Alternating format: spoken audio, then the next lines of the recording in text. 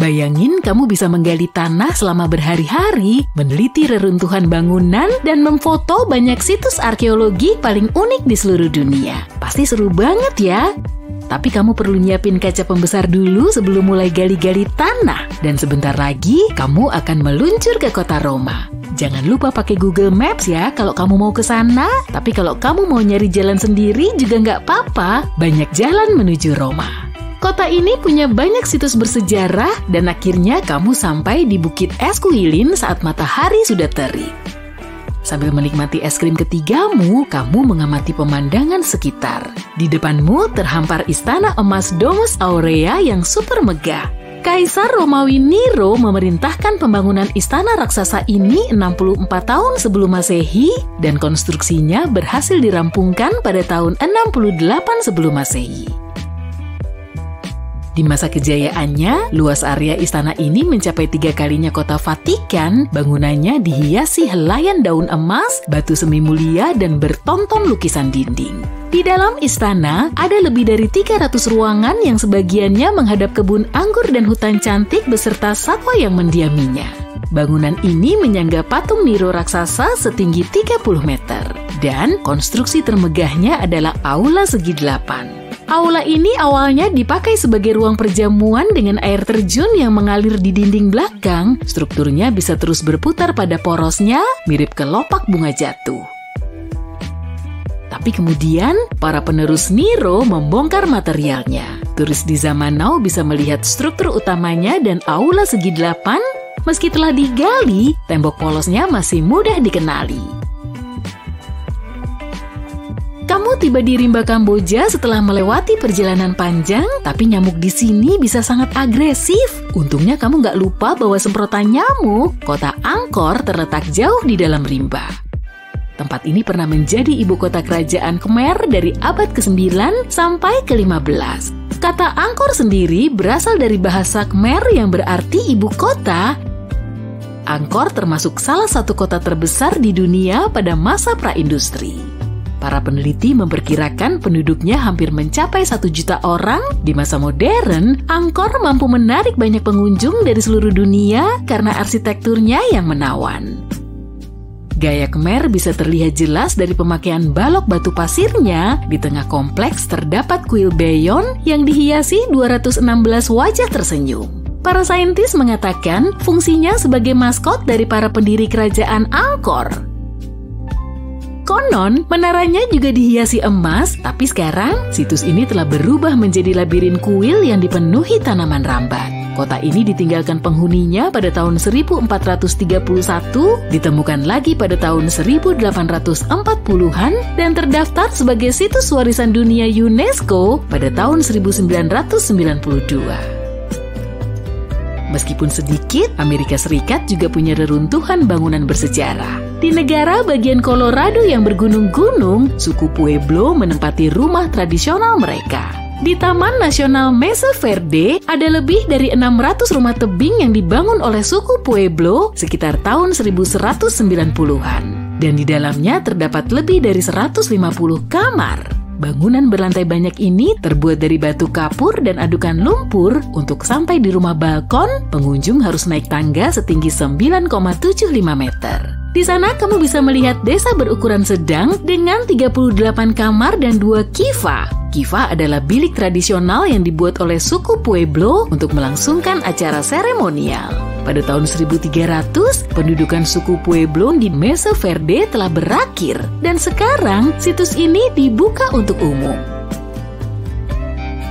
Tempat ini cocok banget untuk para penyuka lanskap terakota.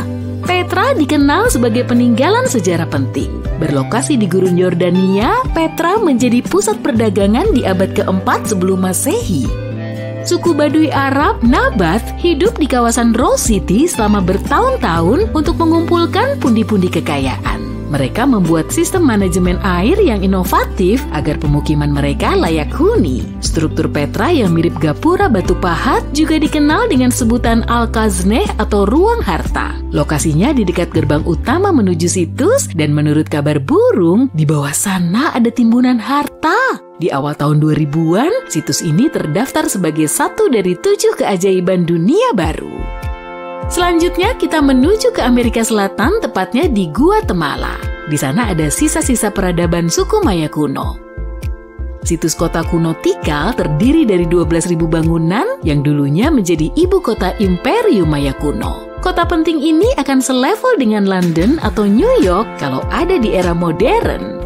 Kompleks monumen yang paling kuno berlokasi di Akropolis Utara. Kompleks ini dibuat secara manual pada tahun 750 sebelum Masehi dan berfungsi sebagai tempat peristirahatan para penguasa. Kuil piramida berundak ini dulunya dicat merah karena suku Maya menyukai warna merah, tapi kini wujudnya cuma berupa batu kapur. Para arkeolog belum bisa mastiin penyebab kemunduran kota Tikal, mungkin karena kemarau panjang, wabah penyakit, atau faktor lain. Di tebing sebelah kiri sungai Tigris, ada reruntuhan gapura terbengkalai yang pernah menjadi bagian dari kota Ctesiphon. Struktur ini melambangkan kemegahan Imperium Persia selama 800 tahun. Istananya sangat mewah, berhiaskan mozaik kaca, karpet permata, dan banyak marmer. Kayaknya orang ningrat terobsesi banget sama marmer ya. Gapura ini adalah bagian dari kompleks istana kerajaan. Sebelum era modern, ia ditetapkan sebagai struktur lengkung buatan manusia terbesar yang bisa berdiri tegak tanpa tiang penyangga. Karena terlampau makmur, kota ini selalu menjadi sasaran empuk wilayah lain hingga akhirnya terpuruk. Struktur yang satu ini juga berasal dari suku Maya. Chichen Itza adalah situs arkeologi berbentuk piramida yang masih sangat terawat. Berlokasi di negara bagian Yucatan, Meksiko, kota Maya ini sudah berumur lebih dari 1.500 tahun. Kota ini dihuni oleh 35.000 orang pada masa keemasannya. Di dalamnya ada 26 reruntuhan. Tapi fokus kita kali ini adalah kuil raksasa berundak El Castillo yang tingginya mencapai 24 meter. Fiturnya yang paling unik yaitu masing-masing sisinya punya 91 anak tangga. Ditambah dengan platform atas, berarti totalnya ada 365 anak tangga, sama seperti jumlah hari dalam tahun Masehi. Kota tertua yang ada di daftar ini berasal dari zaman batu, saat manusia purba mulai bercocok tanam. Jadi mereka nggak hidup nomaden lagi dengan mengandalkan berburu dan meramu makanan. Di Pulau Orkney, dekat lepas pantai Skotlandia, ada situs prasejarah yang dikenal dengan nama Scarabry. Karena direstorasi dengan baik, situs ini bisa sangat terawat. Di sini kamu bisa ngeliat rumah jadul, lengkap dengan tungku, perabot kayu, dan kamar kecil tradisional. Para peneliti juga nemu banyak simbol rahasia. Jadi kemungkinan besar mereka udah belajar nulis. Wah, udah sampai Yunani aja nih. Mau sekalian icip keju feta Yunani nggak? Inilah pusat situs arkeologi dunia. Tapi kita akan lanjut ke situs Colossus di Rhodos atau dikenal juga dengan sebutan raksasa perunggu. Situs ini pernah menjadi satu dari 7 keajaiban dunia kuno yang didirikan di pelabuhan kota Rhodos pada abad ketiga sebelum Masehi. Konon tingginya mencapai 32 meter. Ada juga yang percaya saat Colossus dibangun, para pekerjanya memakai bantuan 54.900 unta. Tapi mirisnya, Colossus cuma berdiri selama 54 tahun. Gempa bumi dahsyat telah menghancurkannya sampai berkeping-keping, sehingga para pengunjung cuma bisa ngeliat salah satu kaki raksasanya. Tempat yang tadinya untuk majang patung ini cuma dibiarkan kosong. Di seluruh penjuru dunia, ada banyak sisa-sisa bangunan bersejarah. Selanjutnya kita akan singgah di Inggris Utara untuk melihat reruntuhan tembok Hadrianus. Kaisar Romawi mendirikan dinding ini untuk memisahkan imperiumnya dari kerajaan Inggris. Dinding yang asli jauh lebih megah dari reruntuhannya. Bangunan ini berukuran 170 km di sepanjang pesisir. Di zaman dulu, dinding Hadrianus punya 17 benteng besar dan banyak menara pengamat untuk menjamin keamanan di lingkungan imperium. Tembok ini semakin terlupakan saat bangsa Romawi meninggalkan Inggris di awal abad ke-5. Lalu, banyak orang mulai menjarahnya untuk membangun gereja, lahan pertanian, dan tempat tinggal. Saat ini yang tersisa hanyalah reruntuhan batu setinggi pinggang, tapi masih kelihatan rapi banget kan?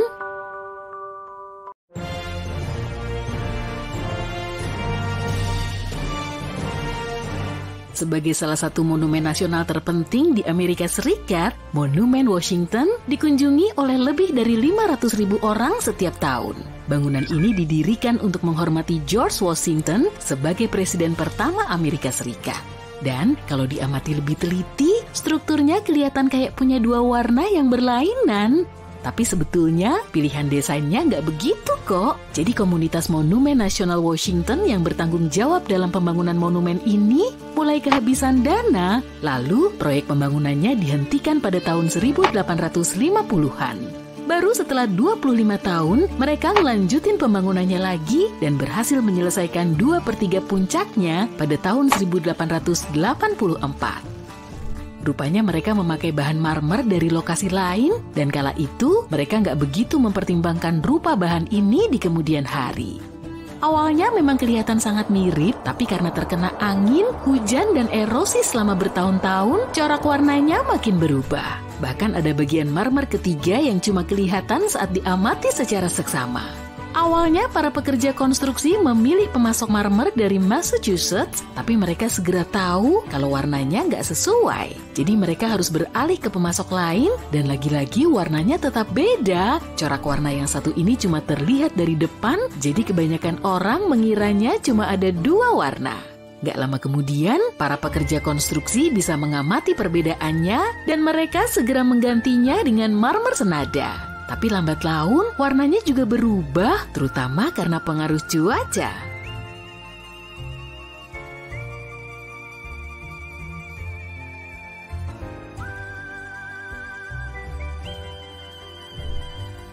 Apa kamu termasuk orang yang suka ngecekin IG dan Pinterest untuk nyari referensi tempat wisata? Kalau iya, kota kecil Cinque Terre di Italia ini pasti cocok banget jadi referensimu. Kota ini sangat populer di kalangan fotografer dan turis karena bangunannya berwarna cerah. Kombinasi warnanya kelihatan kontras dengan corak air laut yang sebening kristal. Semua rumah di sini punya cat warna-warni, mulai dari hijau, kuning, sampai pink muda yang membuatnya semakin terkenal. Kota ini lebih mirip kayak lukisan daripada kota beneran. Tapi kenapa semua bangunannya dicat begitu ya? Jadi kabarnya, para nelayan lokal biasa ngecat rumah mereka dengan aneka warna agar mereka lebih gampang mengenalinya setelah pulang melaut.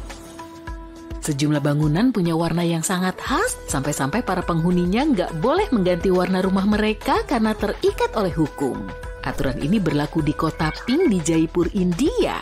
Banyak bangunan di sini punya corak warna pink seperti dusty rose dan fuchsia. Warna cantik ini mulai diterapkan pada tahun 1800-an.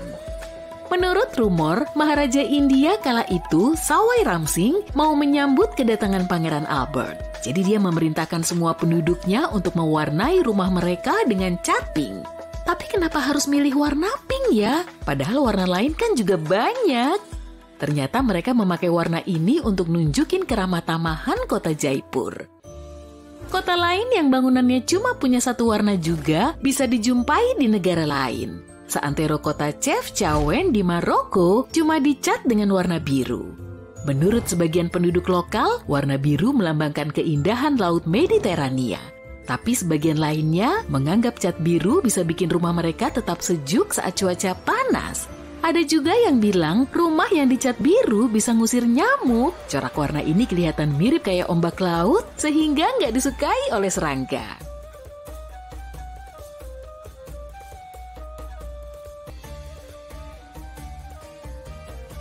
Kalau ngelihat Menara Eiffel, kamu pasti langsung mengaitkannya dengan simbol cinta kan? Warna catnya ternyata juga punya rahasia loh. Menara kebanggaan Prancis ini kelihatan coklat chestnut di zaman now, tapi dulunya nggak begitu. Menurut desainernya, Gustave Eiffel, Menara Eiffel pernah dicat merah cerah agar konstruksinya terlindung dari karat. Mirip-mirip kayak jembatan Golden Gate di San Francisco, Amerika Serikat. Tapi sejak awal dibangun, menara ini udah sering gonta-ganti warna. Mulai dari ochre, kuning, dan coklat. Bahkan pernah juga dicat ombre, tapi semakin ke atas, warnanya malah memudar. Awas hati-hati, bagian ini banyak mengandung bawang. Bisa-bisa kamu malah mewek pas ngedengerin kisah soal kakek pelangi dari Taiwan. Kakek ini bernama Huang Yangfu, dan kisahnya bermula sejak akhir tahun 2000-an. Kala itu dia menjadi penduduk terakhir di desa kecilnya, Dan pihak berwenang mau ngerobohin desa itu untuk memperluas kompleks apartemen di dekatnya. Untuk mengatasi kesedihannya, si kakek menggambari dinding rumah di seantero desanya. Dia mulai ngelukis burung, kucing, dan manusia. Lalu pada tahun 2010, ada mahasiswa di kampus itu yang ngeliat proyek DIY-nya. Dan dengan aksi penggalangan dana, desa kecil ini akhirnya bisa menarik lebih dari 1 juta wisatawan setiap tahun. Pantesan, pihak berwenang juga akhirnya ngebatalin rencana mereka. Ngomongin soal desain cantik, ternyata ada loh perpustakaan yang bentuknya mirip banget kayak rak buku raksasa.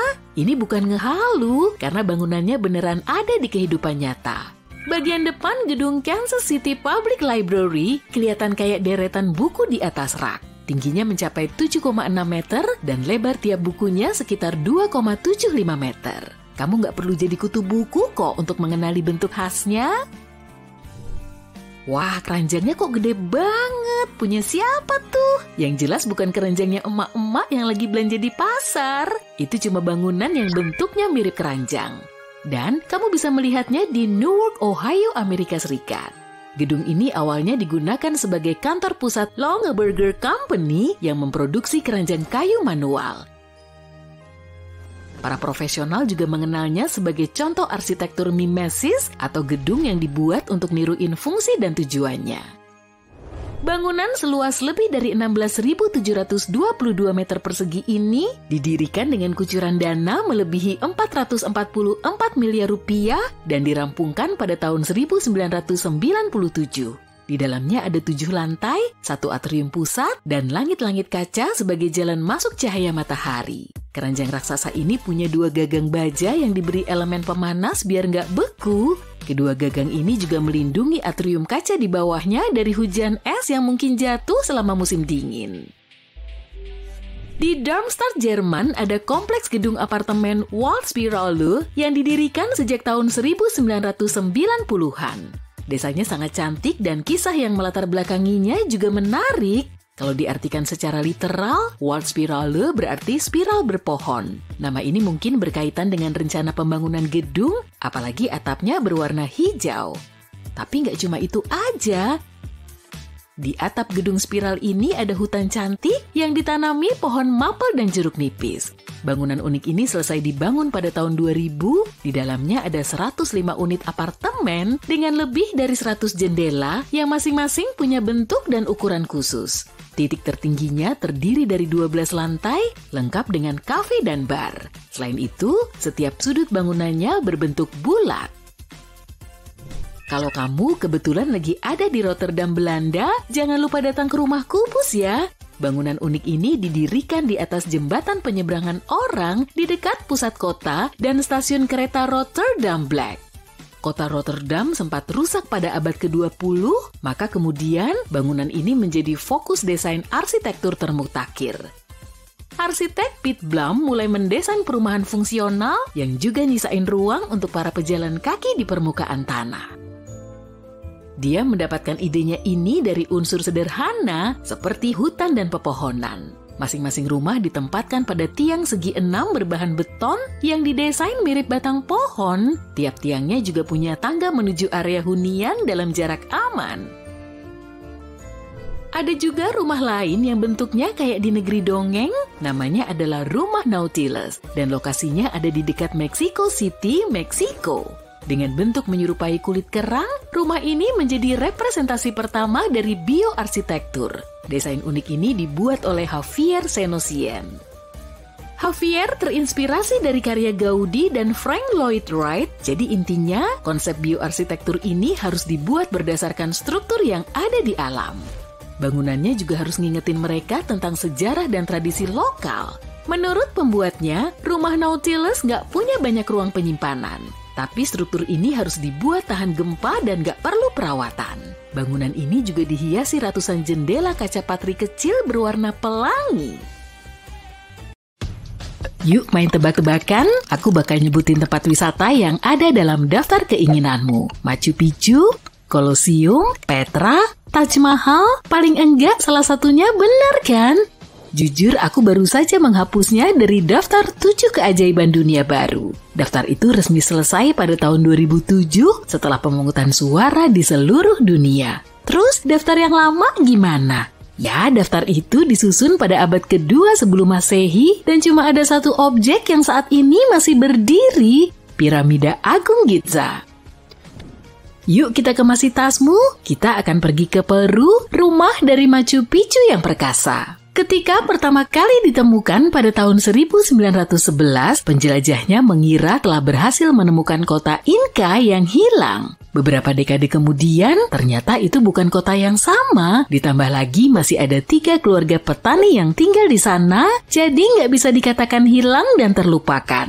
Gak heran mereka suka tinggal di sana, batu-batu yang membentuk bangunan itu dipotong dengan sangat presisi dan tersusun rapat. Kamu bahkan gak bisa memasukkan kartu kredit di celahnya. Hal ini telah menyelamatkan kota ini dari beberapa gempa bumi yang serius yang biasa terjadi di sini. Bangunan-bangunan itu hanya bergoyang-goyang mengalami semua guncangan dan kemudian kembali ke tempatnya. Dan karena cara penataannya, kamu bisa melihat matahari terbit atau terbenam tepat di belakang puncak-puncak penting pada hari-hari penting bagi suku Inca. Lebih dari setengah, yakni 60% dari semua konstruksi di Machu Picchu dilakukan di bawah tanah, jadi kamu bahkan tidak bisa melihatnya. Bagian terbaiknya adalah masih banyak hal yang bisa ditemukan kalau kamu ingin mencatatkan namamu dalam sejarah. Perhentian kita selanjutnya adalah di semenanjung Yucatan di Meksiko. Chichén Itzá yang megah berdiri di sini selama lebih dari 1.500 tahun. Bangunan ini memiliki persis 365 anak tangga. Kamu bisa menghitungnya saat pergi ke sana lain kali kalau kamu nggak percaya. Suku Maya yang membangun semuanya itu sangat menyukai astronomi, jadi nggak heran kalau mereka membuat anak tangga sebanyak jumlah hari dalam setahun. Selain itu, kalau kamu berada di sana saat titik balik musim semi atau musim gugur, kamu akan melihat bayangan yang dihasilkan matahari terbenam. Bayangannya terlihat seperti ada ular yang menuruni tangga. Ular berbulu adalah salah satu dewa penting di Meksiko kuno. Chichén Itzá dulunya adalah pusat kota yang sibuk. Kota ini mengalami pasang surut dan pada saat bangsa Spanyol tiba di abad ke-16, kota ini sebagian besar ditinggalkan. Foto pertama tempat ini yang kita punya berasal dari akhir abad ke-19. Sepertinya ada lebih banyak vegetasi di atas piramida bertingkat itu pada tahun 1892. Satu-satunya sumber air tawar di iklim kering ini adalah cenote atau lubang runtuhan yang berisi air. Ada 4 cenote yang terlihat dan piramida kuil ini kemungkinan besar berdiri di atas cenote lainnya. Para arkeolog sedang mencari terowongan untuk memasukinya. Untuk melihat keajaiban berikutnya, kamu harus siap berbagi dengan sekitar 15.000 orang lainnya, jumlah orang yang mengunjungi patung Kristus Sang Penebus setiap harinya. Patung ini berada di atas Gunung Corcovado dan beratnya sekitar 635 ton. Pasti sulit deh untuk mengangkatnya sampai ke atas sana. Sebenarnya patung itu terdiri dari beberapa bagian. Seorang pematung Prancis, Paul Landowski, membuat beberapa bagian patung itu dari tanah liat. Kepala dan tangan dibuat dalam ukuran penuh dan tubuh akan dibuat lebih besar di tempat. Bagian-bagian patung dipotong menjadi kubus dan kemudian dicor ke dalam beton dan disatukan. Para pekerja menyiapkan semen di tempat dan memindahkan semua peralatan dengan kereta kecil yang digunakan wisatawan untuk naik ke atas bukit. Patung ini adalah bukti terbaik bahwa petir menyambar di tempat yang sama lebih dari 1 kali. Pasti karena posisinya yang berada di puncak gunung, jari-jari, kepala, dan alisnya rusak karena badai. Saatnya melanjutkan perjalanan. Kali ini kita akan pergi ke Agra, India.